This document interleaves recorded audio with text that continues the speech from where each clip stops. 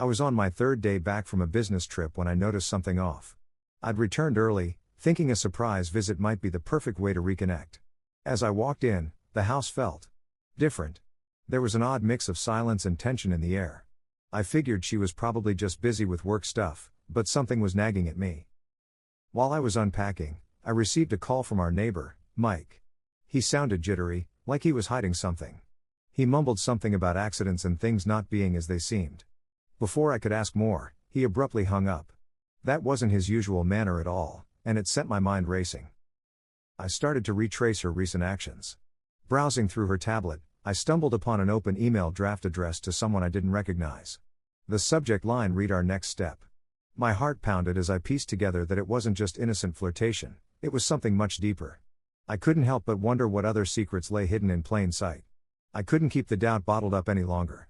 That evening, after the unsettling discovery, I sat her down in the living room. I expected denial at first, maybe tears, or frantic explanations. But nothing could have prepared me for her reaction. "Lisa, we need to talk," I said, trying to keep my voice steady despite the storm inside me. Her eyes narrowed immediately. Instead of a worried look or any sign of guilt, she rolled her eyes. "Oh, here we go again, huh? What now?" she snapped, her tone dripping with contempt. I laid out what I'd found, the strange email, Mike's call, and the odd behavior that had been building up over the past few months. With each word, my heart pounded louder, fueled by a mix of anger and heartbreak. Instead of apologizing, she scoffed. "So, you were snooping around, I see? Typical. You always act like the hero, don't you?" she retorted, her voice rising in pitch as if my discovery was some sort of inconvenience to her routine. When I pressed for answers about Mike and the so-called accidents, she shifted uncomfortably in her seat. "Look, it's not what you think," she stammered, her hands trembling ever so slightly, an admission that might have been guilt if I'd cared enough to notice. "Mike. He was just a friend. And that email? I was drafting a work proposal for an upcoming project, all right?" I was speechless for a moment. Her words, laced with defensiveness and condescension, did little to calm the fury swirling within me. The entire tone of her response, with its bitchy sneers and nervous lies, confirmed everything I had feared. The betrayal wasn't just a slip-up, it was deliberate. Before I could gather my thoughts, she interjected, "You are overreacting. It's all just business. You're the one who left, remember? And now you're making mountains out of molehills." Her dismissive attitude cut deep, highlighting the gulf between us that had been growing silently all these years. That conversation marked the moment when I realized our marriage had irrevocably changed. In the midst of my pain and fury, I felt an odd mix of relief too, a painful freedom in finally confronting the truth, no matter how bitter it was. I spent the next few days in a fog of disbelief and raw emotion. After that explosive confrontation, every moment felt heavy, like I was wading through a swamp of betrayal and anger. I kept replaying every word she'd said in my head, trying to pinpoint when our marriage had shifted irreversibly off course. At first, I was overwhelmed by shock, a numbness that blanked out all rational thought. I couldn't understand how the woman I had loved for so long could be so callous, so dismissive of what we once shared. My mind was a battleground of contrasting emotions, intense anger clashing with a deep-seated sadness. I'd find myself staring at the ceiling at night, my thoughts spiraling into dark territories I never expected to explore. Then came the panic and anxiety. Every little sound in the house triggered memories of that fateful conversation. I couldn't shake the feeling that every creak of the floorboard was a reminder of her lies and of the life we were losing. It wasn't just about the betrayal itself, it was about the betrayal of trust, the shattering of a future I'd envisioned with her. Unexpectedly, amidst all this turmoil, a strange calm began to seep in. I realized that, as painful as it was, facing this harsh reality was the first step towards reclaiming my own identity. I started scribbling down my thoughts, almost like therapy, trying to make sense of the whirlwind inside me. This inner journal became a lifeline, a way to process the anger, sadness, and betrayal that I felt so deeply. Just when I thought my mind couldn't handle any more surprises, the situation took an even stranger turn. I was sorting through some old boxes in the attic, trying to distract myself from the chaos below, when I stumbled upon a sealed envelope tucked away in a dusty, forgotten corner. Curiosity got the better of me, and I couldn't help but tear it open. Inside was a handwritten note addressed to me, but in a shaky, unfamiliar script. The note hinted at a secret that went way beyond just infidelity. It mentioned a series of coded messages, past incidents involving both Lisa and Mike, and something about a hidden rendezvous spot in the neighborhood. I couldn't believe what I was reading. Had my wife been involved in some kind of clandestine game? Or was this just another layer of her lies? My heart hammered in my chest as I tried to piece together the puzzle. I immediately called Mike, desperate for clarity. His reaction was anything but reassuring. He mumbled something incoherent about accidents, miscommunications, and a looming threat that made him sound genuinely scared. The tone of his voice sent chills down my spine, and I felt like I was in the middle of a conspiracy thriller rather than a marital breakdown. At that moment, I realized that this wasn't just about a simple affair. It was like a ripple effect, where one lie led to another, and the truth was buried under layers of deceit that I had never imagined. I felt both enraged and oddly compelled to unravel the mystery, even as the emotional toll weighed on me. After that shocking discovery, I couldn't just sit on the sidelines. The cryptic note was a siren call to uncover the layers of deception that had been building beneath my feet. I spent hours poring over every word, every scribble on that paper, trying to connect the dots. The note mentioned specific dates, places, and even hinted at a secret rendezvous that had apparently happened more than once. I started by retracing Lisa's movements from the past few weeks.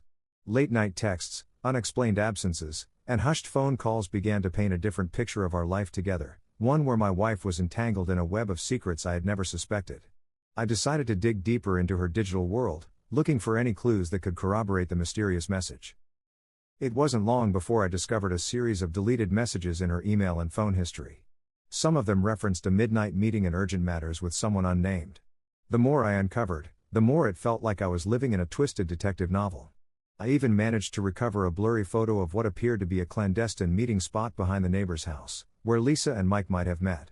The deeper I delved, the more I questioned everything I thought I knew about my marriage. Was this an elaborate game of deception, or was there something even darker at play? My trust in everything was shattered, and I couldn't help but wonder if I would ever be able to trust anyone again.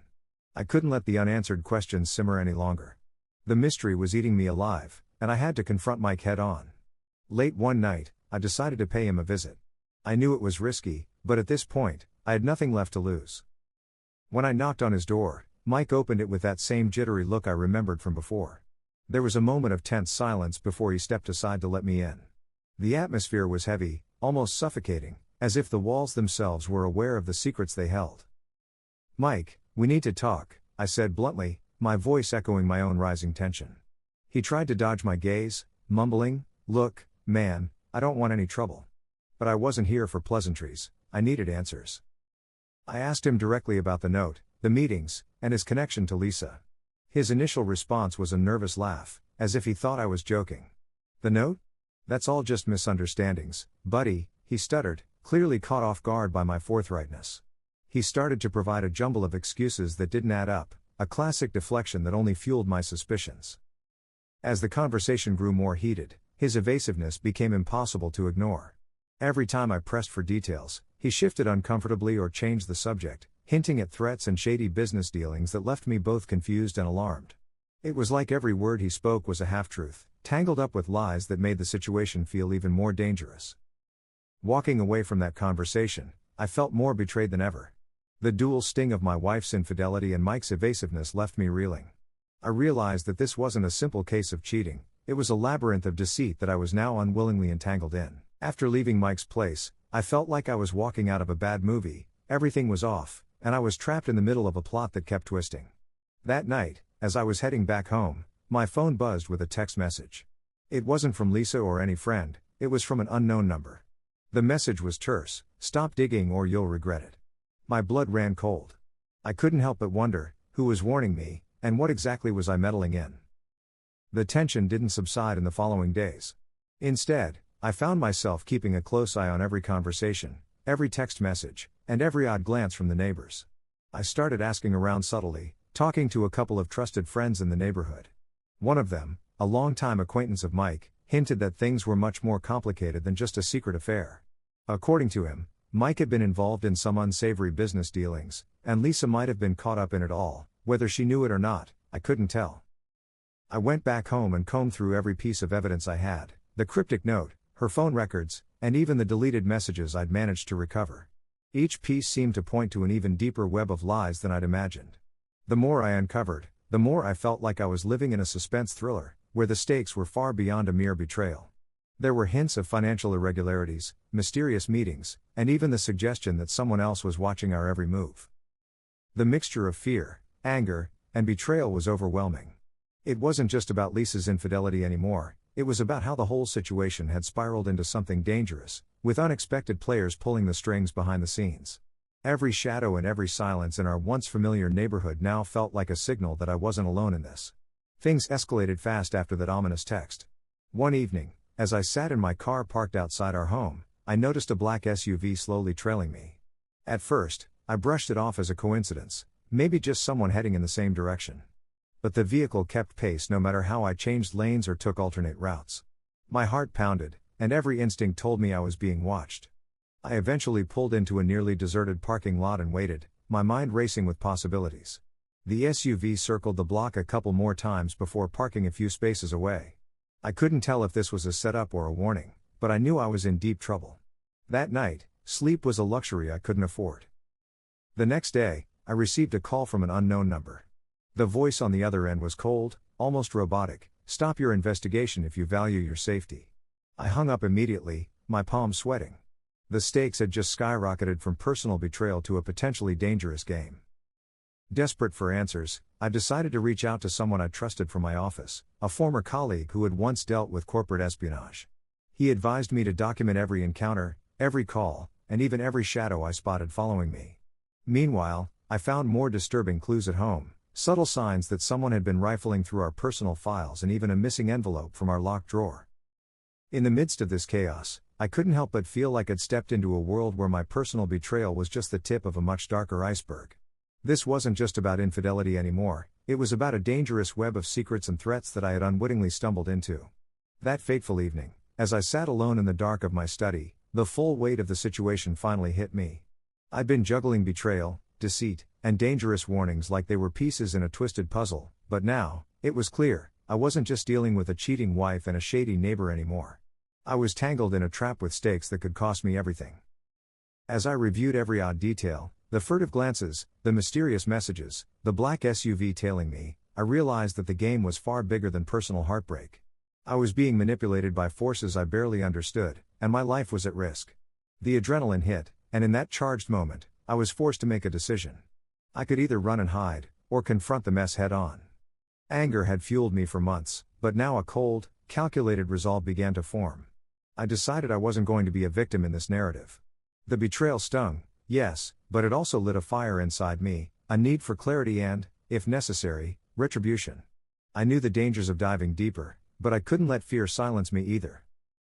That night, I made a pact with myself. I was going to get to the bottom of this mess, no matter how deep the rabbit hole went. I would gather evidence, connect the dots, and expose every hidden secret, even if it meant confronting the very people who had made me a target. In the silence of that moment, I realized I had reached a point of no return. I was stepping into a realm where the lines between personal betrayal and larger conspiracies blurred into one perilous fight for truth. With my decision made, I dove headfirst into a mission to uncover the truth. I started by retracing every digital footprint Lisa left behind. I hacked into her cloud backups and social media accounts, a violation of trust that now felt justified in my quest for answers. Every email, every text, every photo was meticulously scrutinized. I even recovered deleted messages that painted a clearer picture of her secret rendezvous with Mike. I also revisited every encounter I had with the neighbors, looking for any snippet of gossip or odd behavior that I'd once dismissed. One neighbor, usually quiet and reserved, let slip that he'd seen Lisa meeting Mike in a car outside a shady warehouse late one night. That warehouse had never been on my radar before, but the mention of it sent shivers down my spine. I enlisted the help of my former colleague from the office. He had connections in security and digital forensics. Together, we set up a system to track suspicious phone activity and even managed to clone Lisa's SIM card data. The deeper I went, the more layers of deception unraveled. Each discovery confirmed that I was up against more than just a cheating spouse. It was a complex web of lies involving secrets that extended far beyond our home. At the same time, I made sure to document every piece of evidence, every phone call, every meeting. I knew that if this ever escalated further, I'd need undeniable proof to protect myself or even take legal action. The shock of betrayal was still fresh, but the clarity of purpose kept me focused. I was now a man on a mission, navigating a labyrinth of deceit with nothing but my anger and determination as guides. Just when I thought I had a handle on everything, A shocking revelation turned the entire investigation on its head. I was reviewing the evidence from Lisa's deleted messages when I discovered a series of photos that weren't part of her usual digital life. One image in particular caught my eye, a picture of Lisa, Mike, and a third person I didn't recognize at all. The timestamp placed this encounter just a week before I returned from my trip. The mysterious third person was no ordinary face, they exuded an air of authority and menace. After some digging, I learned that this individual, known only by the initials RK, had ties to a local syndicate known for its underground operations. The connection was startling. Had Lisa been mixed up in something far more dangerous than a simple affair? Was she playing a double game, entangled with people who had much darker motives? I confronted my colleague with these new findings. He confirmed that RK had a reputation for cleaning up loose ends and that anyone associated with him usually ended up paying the price. The realization hit me hard. The betrayal I was dealing with was only the tip of an iceberg, and I was now caught in the crossfire of something I never even imagined. As I processed this, I couldn't help but feel a mixture of dread and determination. This new player wasn't just a casual participant in my wife's deception, it was a pivot point that might expose a network of illicit activities. And if that was the case, I was now in a dangerous position, both legally and physically. I knew I had to step up my game after discovering RK's connection. My every move felt like a risk, but I was already in too deep to back out now. I started by following leads on RK hacking into local business records, scouring social media for any mentions, and even discreetly talking to a couple of insiders who had a reputation for knowing the neighborhood's dark secrets. Every clue I found only deepened the mystery.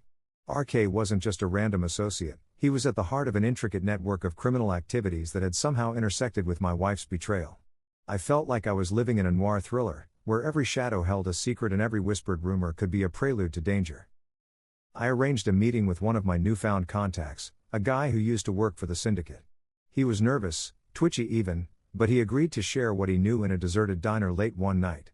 Over a cup of lukewarm coffee, he laid it out. Lisa had been caught in the middle of a scheme that involved money laundering and other high-stakes operations. According to him, she wasn't the mastermind but more like an unwilling pawn, tangled up with Mike and RK in ways that went far beyond simple infidelity. The revelation hit me like a freight train. My personal betrayal had morphed into a dangerous web of criminality, and I was staring it right in the face. Every instinct screamed at me to stop digging, to retreat into the safety of ignorance. But something else, perhaps pride or sheer determination, kept me pushing forward. I left that meeting with more questions than answers, and a gnawing sense that the stakes had skyrocketed. Every new piece of evidence made the room spin faster, and I couldn't shake the feeling that I was being watched, that any misstep might end in catastrophe. I had barely processed the revelations from my meeting when reality hit hard. One late night, while reviewing my evidence at home, I noticed a subtle change in the atmosphere, a creak in the hallway, a shadow where there shouldn't have been one. My instinct screamed that I was being watched. Before I could fully comprehend what was happening, I heard a low, insistent knock at the door. Heart pounding, I peeked through the peephole and saw two men in dark suits standing on my porch. Their presence was menacing, and I immediately recognized them as the kind of operatives my colleague had warned me about, RK's muscle. In that split second, every survival instinct took over. I grabbed the envelope containing all my evidence and dashed for the back exit, hoping to avoid a confrontation that I wasn't equipped to handle. The night became a frantic blur. I navigated through the dimly lit side streets, every nerve on edge, feeling as if the walls themselves were closing in on me. I could hear the distant sound of tires and shouts. My pursuers weren't going to let me disappear that easily. I ducked into a narrow alley, pressing myself against cold brick as I listened to their footsteps fading into the night. For a moment, I dared to believe I'd escaped their clutches, but then a stray beam of light revealed a pair of eyes scanning the darkness. Fear and adrenaline collided in that frozen moment, making me realize just how deep I'd fallen into this dangerous game. My heart hammered with the painful awareness that the pursuit wasn't just about a cheating spouse, it was now a fight for my life. As I finally managed to lose the tail and reach a safe distance, I couldn't help but wonder, how far was this conspiracy willing to go, and how much more was at stake? The tension had been building to an unbearable climax, and I knew it was time to face the music, once and for all. With every piece of damning evidence securely stashed away, I made the decision to take one final, irreversible step. I arranged a meeting with Lisa, under the guise of trying to salvage what little was left of our shattered marriage. But this was no reconciliation, it was a final reckoning. We met at a desolate cafe late one evening, the air thick with unspoken truths. Lisa arrived with that same defiant, bitchy smirk I'd come to loathe. As soon as we sat down, I slid the envelope of evidence across the table. Her eyes darted over the incriminating photos, the coded messages, and the details of her clandestine rendezvous. For a moment, she looked genuinely terrified, a glimpse of the person I once loved, but it was quickly masked by her usual nervous lies. "You think this is all about some grand conspiracy?" She sneered, her tone laced with contempt. "You always overreacted, making mountains out of molehills. This," she gestured dismissively at the evidence, "is just a mess of my own making." But her bravado couldn't hide the cracks. Before I could push for a more truthful confession, the door slammed open, and two men in dark suits burst in, the same enforcers who had haunted me that fateful night. In that charged moment, everything came crashing together. Lisa's infidelity, the hidden world of crime, and the sinister presence of RK's operatives all converged into one final showdown. I stood up, adrenaline surging through me, and realized that the real battle wasn't just about betrayal, it was about reclaiming my life from a web of deceit and danger. The next few minutes blurred into chaos, voices raised, threats made, and a frantic scramble to escape the claustrophobic tension.